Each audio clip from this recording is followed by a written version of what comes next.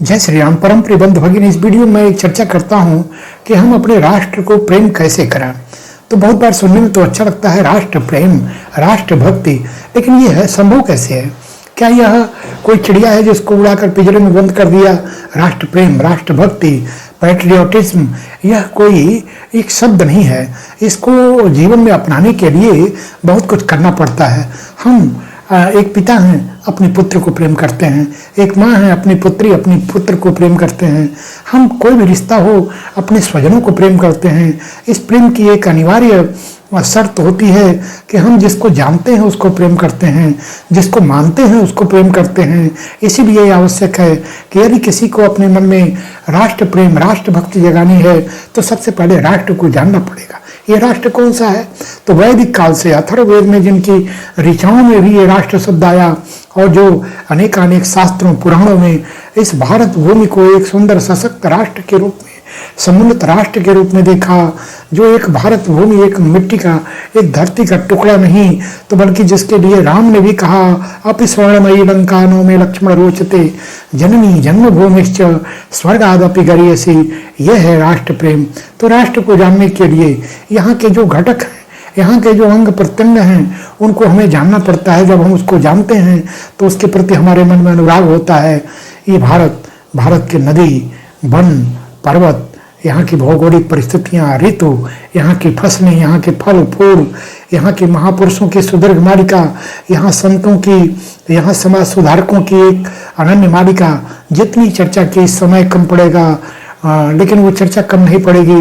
ये इस महान परंपरा को जानना पड़ता है। जब हम इसको जानते हैं तो धीरे धीरे हमारे मन में इसके प्रति प्रेम होता है और तब हम कह सकते हैं कि राष्ट्र के प्रति प्रेम है। जो भरा नहीं है भावों में, बहती जिसमें रसधार नहीं, वह हृदय नहीं वह पत्थर है।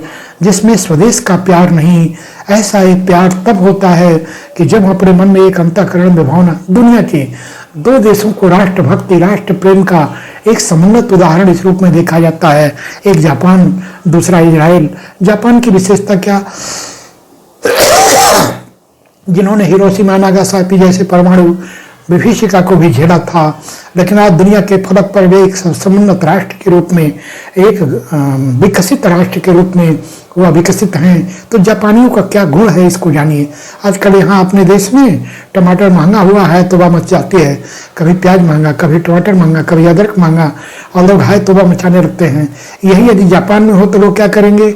वहाँ यदि किसी व्यापारी, किसी जमाखोरी के कारण से ऐसी कोई वस्तु महंगी हुई या कोई जानवर के शॉर्टेज उत्पन्न किया, लोग ऐसी वस्तुओं का प्रयोग बंद कर देते। अपने आप उन चीज़ों का भाव डाउन हो जाता, फिर से लोग अपनाने लगते। ये उनकी भक्ति है। अमेरिका के लोगों ने जापान को संतरा और बढ़िया महीन किस्म का चावल ये उपलब्ध कराया था। बात आई अमेरिका से खटकी तो वे लोग उसका बहिष्कार किए, संतरा छोड़ दिए, चावल मोटा खाने लगे। यह है राष्ट्रभक्ति। जापान के इन्हीं राष्ट्रीय गुणों के कारण वहाँ का बच्चा बच्चा अपने राष्ट्र के प्रति कैसा एक प्रेम और एक सम्मान का भाव रखता है। वहाँ के लोगों से राष्ट्रभक्ति सीखनी चाहिए। एक दूसरा देश इजराइल।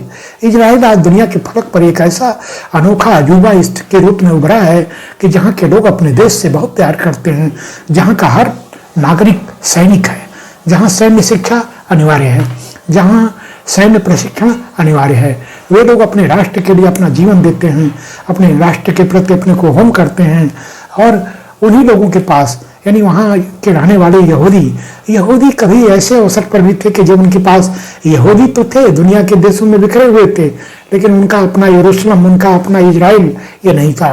और तब वे अभिवादन में, वे अपने नमस्कार में एक बात कहते कि अगली बार हम यरूशलेम मिलेंगे। उनका यह चिर संकल्प, उनकी लगातार यह प्रार्थना काम आई और आज उनके पास उनका यरूशलेम उसी रूप में है।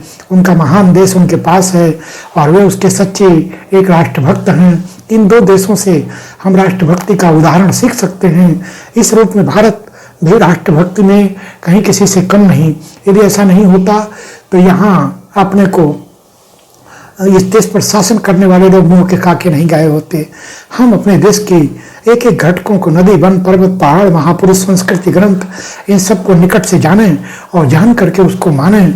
और फिर भारत भूमि से बड़ा कोई और नहीं, जननी जन्मभूमिश्च स्वर्ग आदपि गर्यसी, वंदे मातरम की एक एक पंक्ति को चरितार्थ करें, भारत भूमि को प्रेम करें, भारत को जानें, भारत को मानें, भारत का होकर रहें, यही हमारे मन की कामना हो और हम अपने भारत भूमि के सच्चे राष्ट्रभक्त एक नागरिक इस रूप में बने। ये चर्चा यदि आपके मन में कोई भाव जगा गई तो वीडियो को लाइक कर चैनल को सब्सक्राइब करें। जय श्री राम।